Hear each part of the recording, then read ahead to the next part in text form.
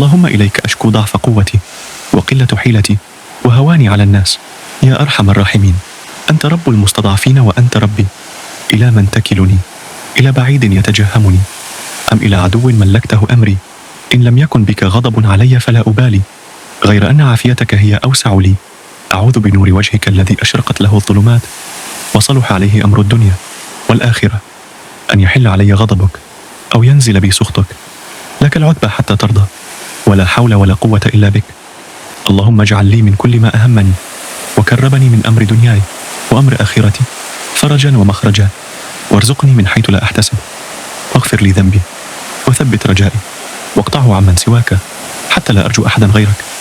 اللهم احرسني بعينك التي لا تنام، واكفني بركنك الذي لا يرام، واحفظني بعزك الذي لا يضام، واكلأني في الليل والنهار، وارحمني بقدرتك علي.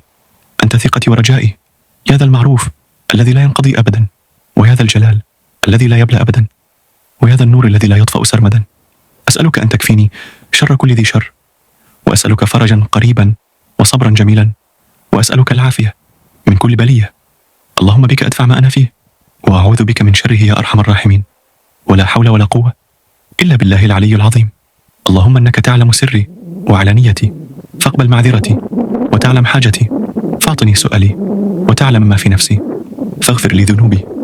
اللهم إني أسألك إيمانا يباشر قلبي، ويقينا صادقا حتى أعلم أنه لن يصيبني إلا ما كتبه علي، والرضا بما قسمته لي يا ذا الجلال والإكرام.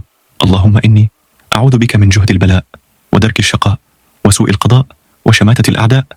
اللهم إني أسألك الجنة وما قرب إليها من قول أو عمل، وأعوذ بك من النار وما قرب إليها من قول أو عمل، وأسألك أن تجعل كل قضاء قضيته لي خيرا.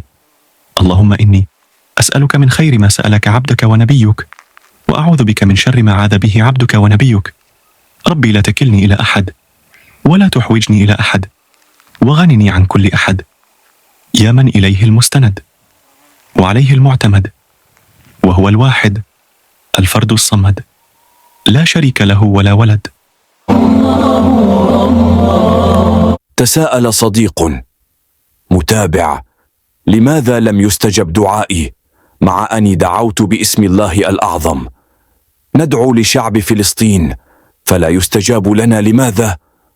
وقد صدق الله عندما قال: إني قريب أجيب دعوة الداعي. وأنا أقول: لماذا يستجاب الدعاء للأنبياء؟ النبوة ليست قصرا على أحد ما، النبوة للجميع، وهي تكتسب، وهي درجات في الخير.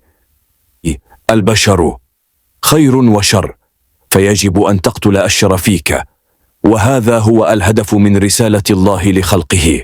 والشر معروف معلوم، فمجرد أن تشعر بالكراهية لشخص ما فهذا شر أكيد، وعلى حسب نسبة الخير بالنسبة لشرك يستجاب الدعاء. فإذا غلب شرك خيرك فلا دعاء لك، فإذا استطعت تصفيد شرك فصرت خيرا يمشي على الأرض يستجاب لدعائك بالخير فورا باسم الله الأعظم.